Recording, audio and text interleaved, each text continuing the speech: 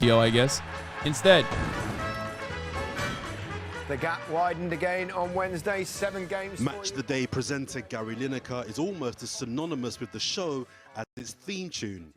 But for the foreseeable future, he'll be watching the football rather than presenting it, after the BBC announced he'll be suspended for his tweet earlier this week criticising a government policy on immigration. We have said that we consider his recent social media activity to be a breach of our guidelines. The BBC has decided that he will step back from presenting Match of the Day until we've got an agreed and cleared position on his use of social media. Responding to the Home Secretary's announcement of a new immigration policy, he tweeted, "There is no huge influx. We take far fewer refugees than any other major European countries. This is just an immeasurably cruel policy directed at the most vulnerable people in language that is not dissimilar to that used by Germany in the 30s, and I am out of order." The recent issue of immigration becoming one of the biggest political topics, the BBC has reacted with a reminder of their policies for their employees. But it was only back in 2016 and I'm out when of the order. former player tweeted, "Treatment by some towards these young refugees is hideous." The BBC responded saying, "Gary is a freelance broadcaster and this is a personal Twitter account." So my question with regards to the BBC is... Lineker has previously said those impartiality rules do not apply to freelance sports. He's not a lefty, by the way. He might be good on this, but I'm pretty sure, here, let's look. I don't even know enough about Gary Lineker because I obviously don't watch any football whatsoever. But let's do a funny thing. Let's look at Gary Lineker Corbyn. Let's Google that.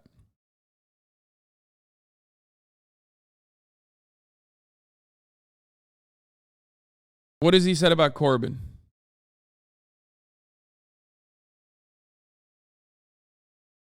Oh, God damn it. I hate it when like new things comes up. Oh, Gary Lineker feeling politically homeless as Jeremy Corbyn sacks soft Brexit baggers. Okay, that's like not that bad. Like he just says he's no. That's not the worst. It's over Brexit. It's not because he's like he's not saying he's like anti-Semitic or anything. Never mind. You guys made it seem like he's like much worse. He might have a difference in opinion. Oh God, it's lame, but I mean he's definitely a cut above like the average Brit. I'll tell you that much. He's like a bit of a lib for sure. Corbyn applauded him on the stance. Yeah, I know. What do you say? Bin Corbyn. What? Will Labour vote in favour of a general election in June and in their own destruction? Of course they will. I don't know, get rid of Corbyn now and they could be in government by 2027 instead of 2030. Bin Corbyn. What? Bin him?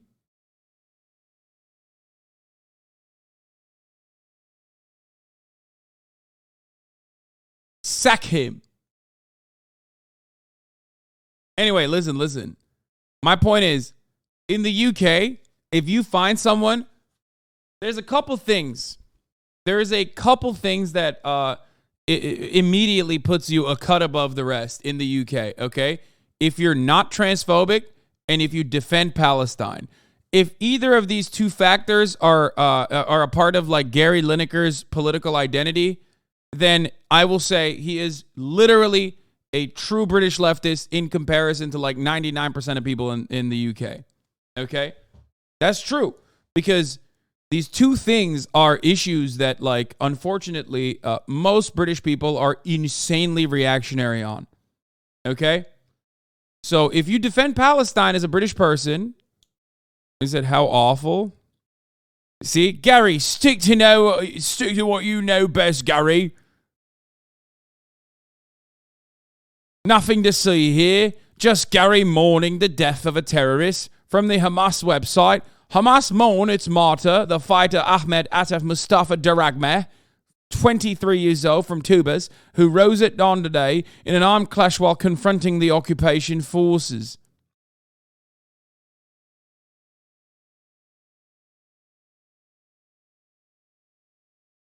Yeah. The Israel advocacy movement. Yeah, it doesn't seem like Gary has bad politics. Anyway, none of it matters ultimately. Yeah, sure, he doesn't like Corbyn all that much because of the Brexit thing, but that's understandable. All right, let's presenters. They only apply to people in news and current affairs. 7 years later, impartiality is the new political frontline. BBC chairman Richard Sharp is a former Conservative Party donor and was recently criticised in a report by a cross-party group of MPs for his role in allegedly facilitating a loan for the then Prime Minister Boris Johnson, all while applying for his BBC post. His appointment is currently being investigated, while Mr. Sharp denies the story and has resisted calls to resign. That's wild, dude. Dude, it's the same everywhere, brother. This motherfucker is a Tory party donor, dude. That's crazy that he just like, dude, British pay for play is so flagrant, is so foul, and it's so in your face. They don't even try to like do the, oh, his wife will now get a job at the company that he like deregulated. You know what I mean? It's directly like, no, I deregulated this and now I expect payment. It's called remuneration.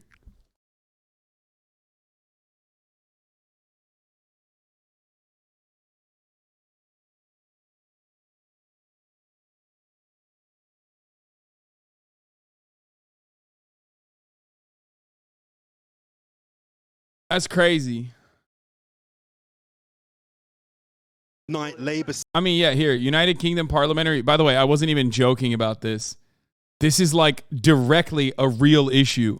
The UK parliamentary second jobs controversy of 2021 began with Owen Paterson and his lobbying and breach of Commons advocacy rules, which led to his resignation on the 5th of November.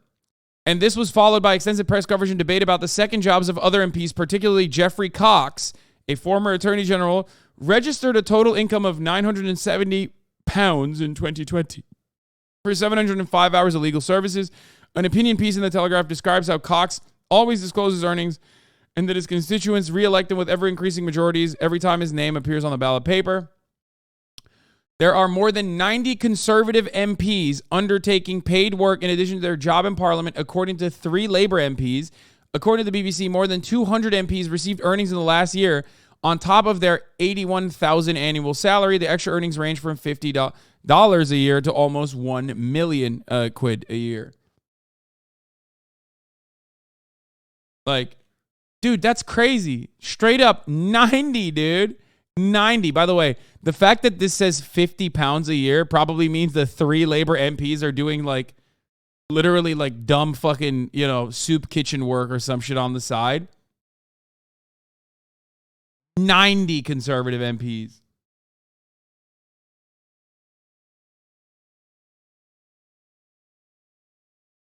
Yeah. Some Labour guy shoveled a driveway and got money and like basically put that on as like a remuneration. And then I'm sure this is like a wonderful way to make a both sides are doing it argument here. It's like 90 to fucking 3, dude. 90 to 3. Remember, British media love doing the petulant, annoying, smarmy both sides bullshit. Okay? Where they go, there are 4 Twitch viewer streamers, which means 1 regular Prime sub. Yeah, they will do the Corbyn is the biggest anti-Semite that you've ever seen on the planet. It's absolutely mental what Corbyn is doing. Meanwhile, simultaneously, like the fucking Tory party in power will be like, this is a openly pro-Hitler politician whose statue we're unveiling. And if you think I'm exaggerating, what I'm mentioning literally happened. There was nonstop coverage over how anti-Semitic Corbyn is in the newspapers while the Tory party was unveiling a new statue of a politician that had said, no, it's not, I'm not even talking about Mosley. It was it Nancy S. Storr? Who once famously said Hitler had the right ideas about the Jews. Like verbatim.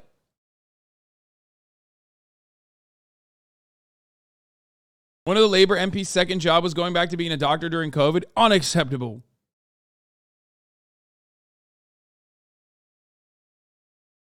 The entirety of Britain just feels like, what if Bill Maher populated an entire island? That's such a good take. Yeah. Bill Maher is so British coded. Also because he's a fucking annoying little drunk. Okay?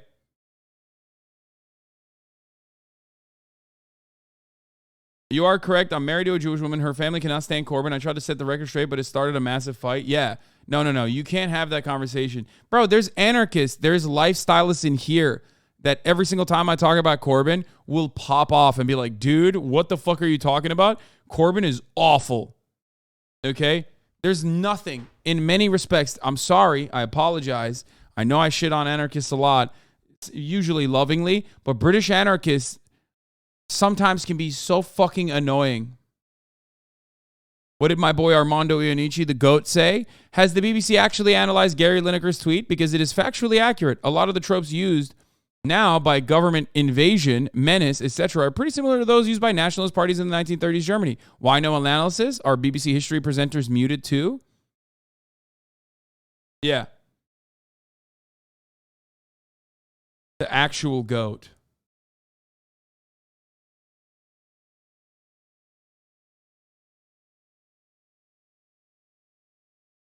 Yeah, it was Nancy Astor, yeah. Boris literally did massive vile Islamophobia as well, saying women wearing burqas were as going around looking like letterboxes, yeah, and liking their appearance of bank robbers. I remember. Talked about that as well. Also, factually speaking, anti-Semitism, by the way, not just like Islamophobia, which is like super common in the Tory party and expected. Racism is super common in the Tory party and expected. But even anti-Semitism is more prominent in the fucking Tory party than it is in the Labour Party. And that's like factually accurate. Okay? How crazy is it? And yet they never spoke about it. Interesting. Wonder why they fucking ate up Jez's ass like that. That an insane amount of character assassination happened here. Armando Iannucci fucking sucks. He's anti-Corbyn too? What? No shot. I love Armando Iannucci's work. I think he is one of the best political satirists out there. Genuinely shocking that he would be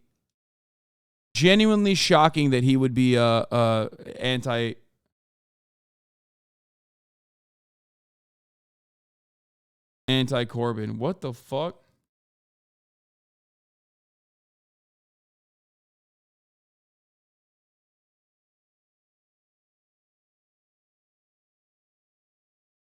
You're basically not allowed to be more left than to live here in the UK?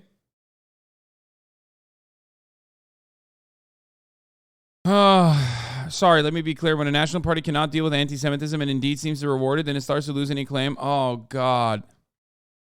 Oh, no. Oh, no. I mean, this was in 2018. I'm sure he knows better now. There's no way. God, this propaganda was so fucking pervasive, dude. Do something fun. This is Zach the Zany.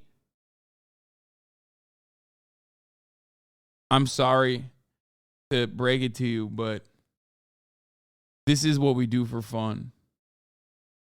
Like, this is literally what we do for fun here.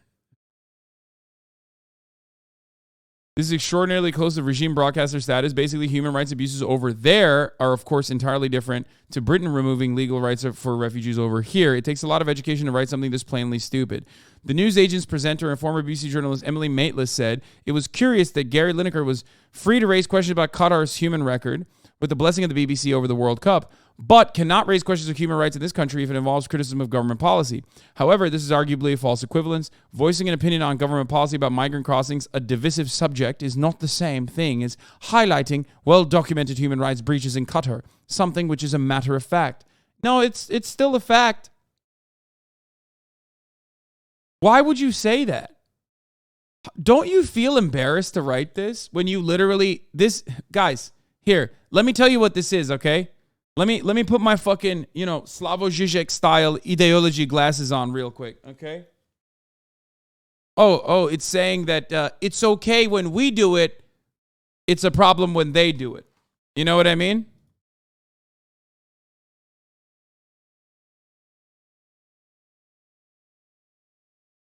That's what they're... Yeah, abuse for thee, not for me. Well, how balanced, how impartial, how wonderful.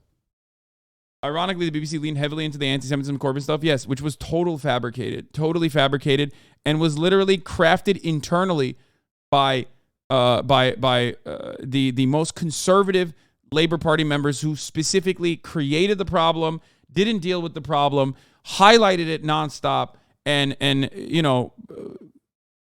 crippled Corbyn's chances by constantly having the media only talk about that. Only. At a certain point, it got so insane. I feel like I talk about Corbyn's anti-Semitism bullshit all the fucking time, but like, it got to such a degree that, like, what was it? Like, the majority of Jewish people in the UK were saying they would leave the country if Corbyn became elected because they thought he was like the second coming of Hitler. That is like, that's insane. And I don't fault them for thinking that. Okay? I don't fault them for thinking that. They got mass-induced hysteria from straight up nonstop coverage. It's literally what the media put out there. You know, you're a victim of this kind of propaganda ultimately.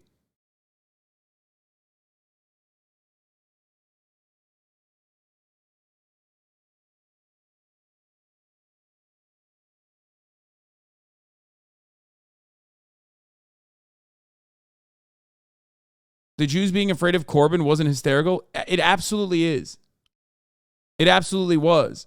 Holocaust analogies lead to important political voices equating the Tories to the Nazis and our democracy to fascism. In doing so, they denigrate exactly who the Nazis are and what they did it. Bro, this is a Zelensky Stan account. Okay, nothing pisses me off more than like people who fucking gatekeep the Holocaust. There are valid criticisms to make about people being like, oh, you know, making me get a vaccination is exactly what the Nazis would do. Like, that's a valid criticism. Okay? You can genuinely criticize and be like, okay, you're kind of undermining what the Nazis did.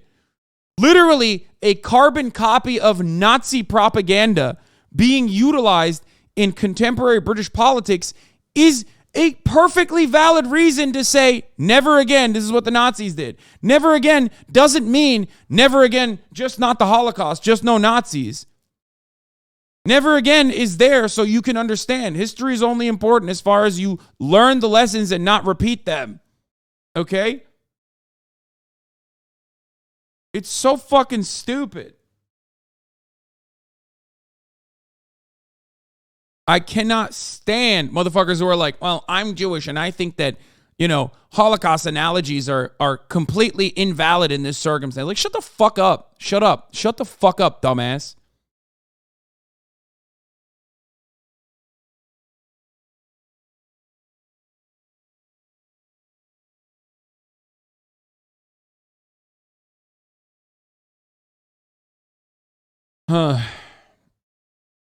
Yeah, I mean,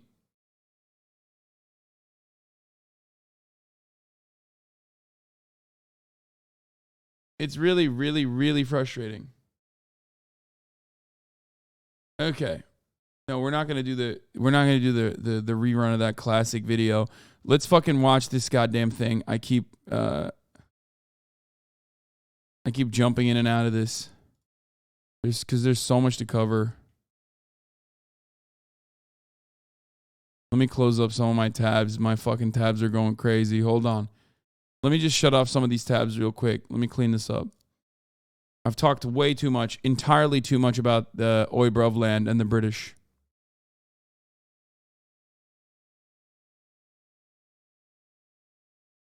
David Attenborough.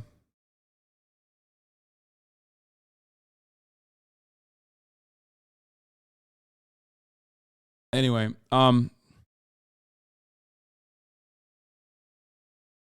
shameful, really. Shameful.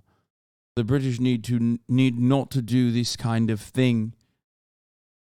I do not I do not appreciate having to cover the island, Turf Island, all this much. It's shameful, really. Unacceptable, if I do say so myself.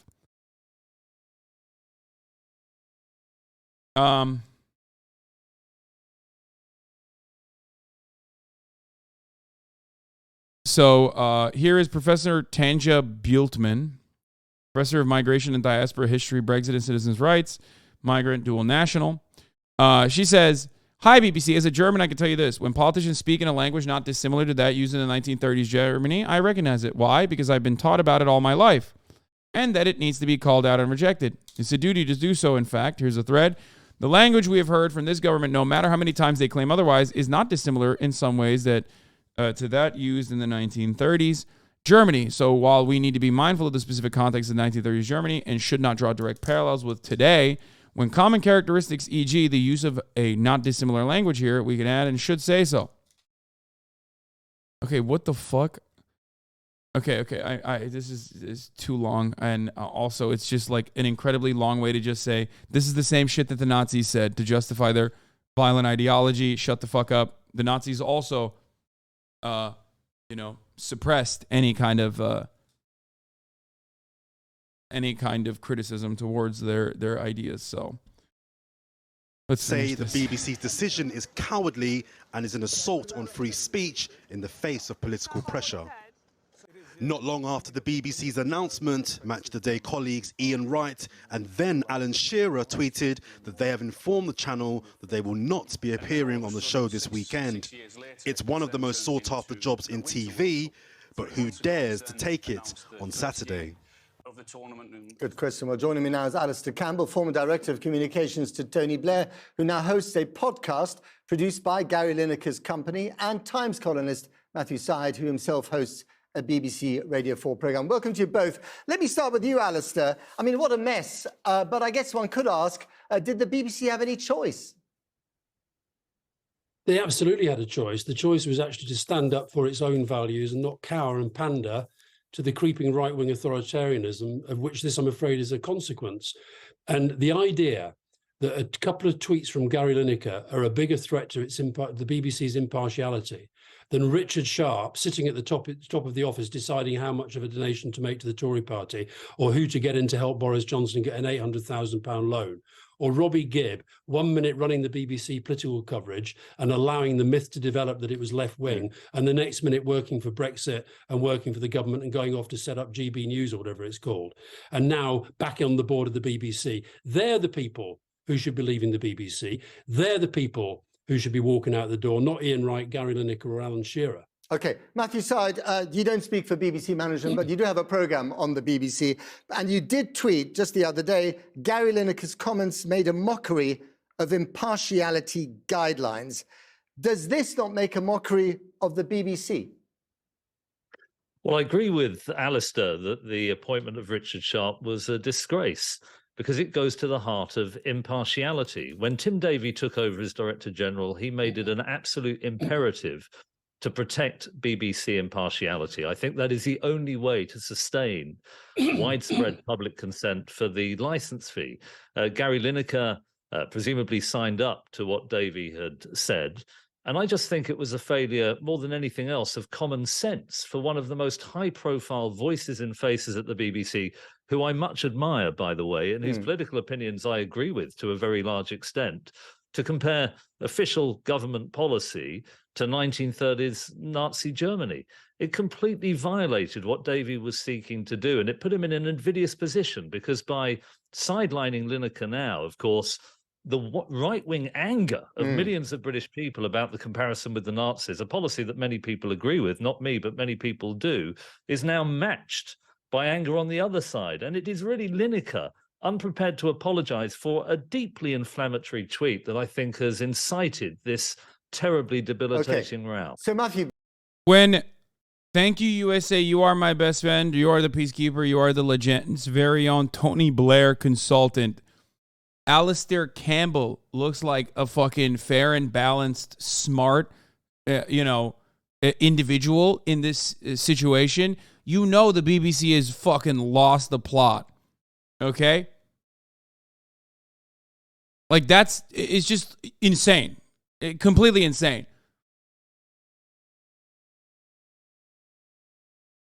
Just briefly on this one, do you think it's right for him to be benched then by the BBC? I don't think Tim Davie had any other choice, because the objective of impartiality was clearly undermined by Lineker. It's crazy. It's crazy. It's crazy. It's crazy. It's crazy. Oh, there was nothing he could have done. It's no longer impartial. Okay, let's take a look at the impartiality when we talk about China, for example. The Biden administration has been strongly critical of China's actions on human rights, but engaging on climate change. Do you see that as a strategy that can actually work? I'm not sure why BBC started with listing only China's human rights abuses. What about America's human rights abuses? The Iraq War, together with the UK, completely illegal and under false pretenses. The war in Syria, the war in Libya, the continued sanctions against civilian populations in Venezuela and Iran, walking away from the Paris Climate Agreement for the last 4 years, unilateral trade actions that have been deemed illegal by WTO. So one can make anything one wants, but we have really serious human rights violations by the United States abroad, not to mention an insurrection on January 6th in our own country, not to mention the continued massive racism, white supremacism, and abuse of incarceration of hundreds of thousands of people in the U.S., Black, African-American people of color. So I think that the whole premise of this story is a little bit odd. No, but sorry, I'm looking. We have to look. If I may, we have to look. I found the framing of it not what I expected. I thought we were going to talk about climate change, which we should. But I think that the idea that there is one party that is so guilty, how can we talk to them, is just a strange way to address this issue. Well, hang on. Sorry, Jeffrey. Jeffrey, if I could come, Jeffrey, I'm hoping we can have a conversation. I'm hoping we can have a conversation. And if I could just say, I'm using, and what I'm saying back to you here is, we're also using the framing of the Biden administration. We're also talking from the perspective of how Joe Biden himself and those around him have talked about the human rights abuses in China. So you know, sorry, just to say, always, excuse me for one moment, the U.S. always attacks other countries. It holds itself sacrosanct.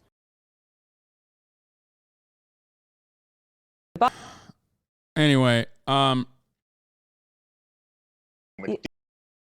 favorite part of the segment is how BBC host just instinctively takes the role of the PR agent for the CIA in the U.S. while Sachs vehemently rejects being identified with the U.S. regime and its crimes at home and abroad. When it's a foreign enemy, okay, when it's like adopted as a foreign nation state that is declared an enemy of the West, automatically they're done. You can say whatever the fuck you want about them. When it's even an ally like Qatar, but still a country that is, a Muslim country, you can say whatever the fuck you want about them. Now, do not misunderstand me. These countries do deserve criticism, right? They're nation states. They do horrifying nation state shit. Every country does this, right? But it is additionally unacceptable when you can't even say the same shit about your own goddamn country. Okay?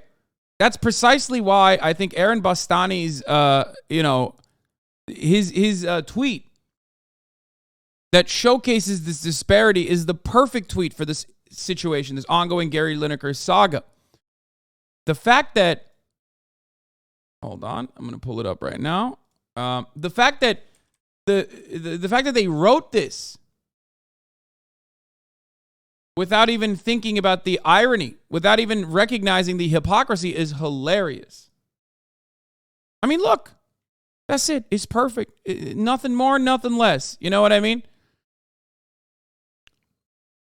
The newsagent presenter, I'm going to read this one more time. The newsagent's presenter and former BBC journalist Emily Maitless said it was curious that Gary Lineker was free to raise questions about Qatar's human rights record with the blessing of the BBC over the World Cup, but cannot raise questions of human rights policy in this country if it involves the criticism of government policy. Okay? However, this is arguably a false equivalence. Like, they are editorializing in this part. This is arguably a false equivalence. Voicing an opinion on a government policy about migrant crossings, a divisive subject, is not the same thing as highlighting well-documented human rights breaches in Qatar, something which is a matter of fact.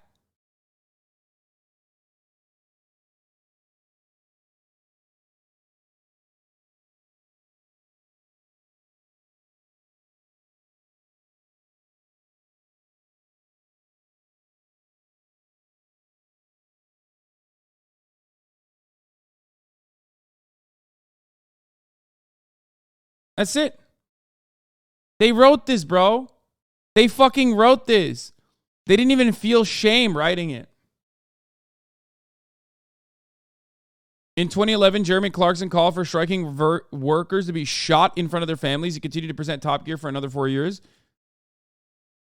I mean, Jeremy Clarkson has said monstrous things, and that does not shock me at all. The point always is that if you're a Tory, if you're right-wing, and yeah, I mean, he is a gigantic piece of shit. If you're a Tory, if you're right-wing, it doesn't fucking matter. Okay? You can say whatever the fuck you want. It's the same. It's the same in America, too.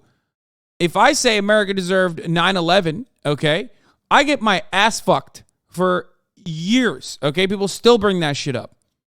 Okay? When conservatives say identical things, they're fine. Dinesh D'Souza said America deserved 9/11 and agreed with Osama bin Laden on the insane, anti-gay shit, okay? So did Pat Robertson. So did many other people.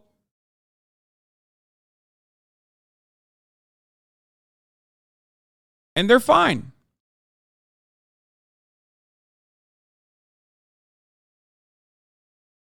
Americans, or in the Western world, okay, the people that have ownership over the concepts of patriotism or whatever the fuck, those people can get away with saying whatever kind of unhinged shit that they want to say.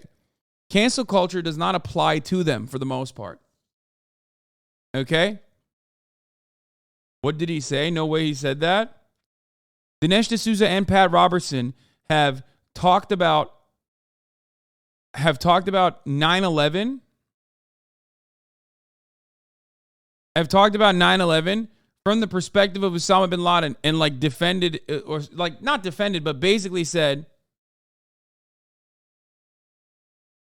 since you compared your experience with D'Souza, do you think he's getting the bag at the same size as you? Brother, never compare me to right-wing commentators. I will never win that battle. I am the largest leftist content creator as a singular individual on the internet.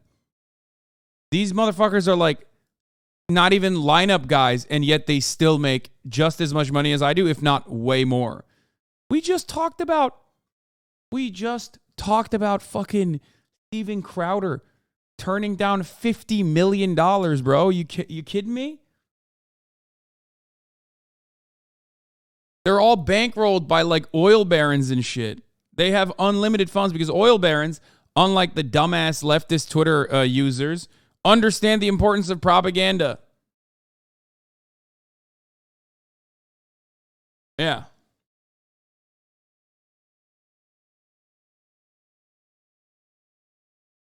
You cannot have genuine structural analysis be funded by those who benefit from the current oppressive structures. That's it. No billionaire is going to turn around and be like, yeah, I really want to fucking pay someone hundreds of thousands of dollars, if not millions of dollars a year, so that they can tell everyone and make good cases about why I should not exist. That's not going to happen. It doesn't work that way. I can become individually successful so that platforms see a lot of benefit in keeping me around because I'm making them money, right? I am profitable for them. I run the top of the hour ad breaks, for example, at the top of every hour, like the good boy. And if you no longer want to see those ads, all you need to do is subscribe, which you can do for $5 or for free with a Twitch Prime.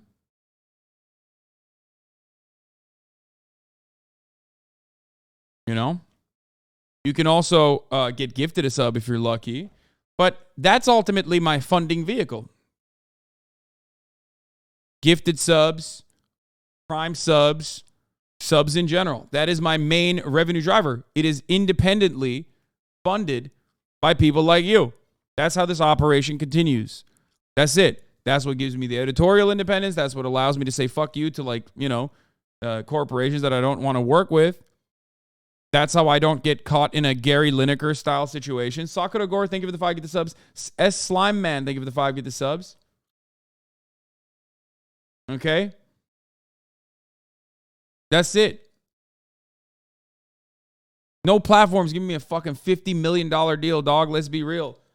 Tubal Art G89, thank you for the 5 get the subs. Hasan's Transferry Friend, thank you for the 10 give the subs. Allowing so many people to always see the ads. Here's a 3-minute ad break now.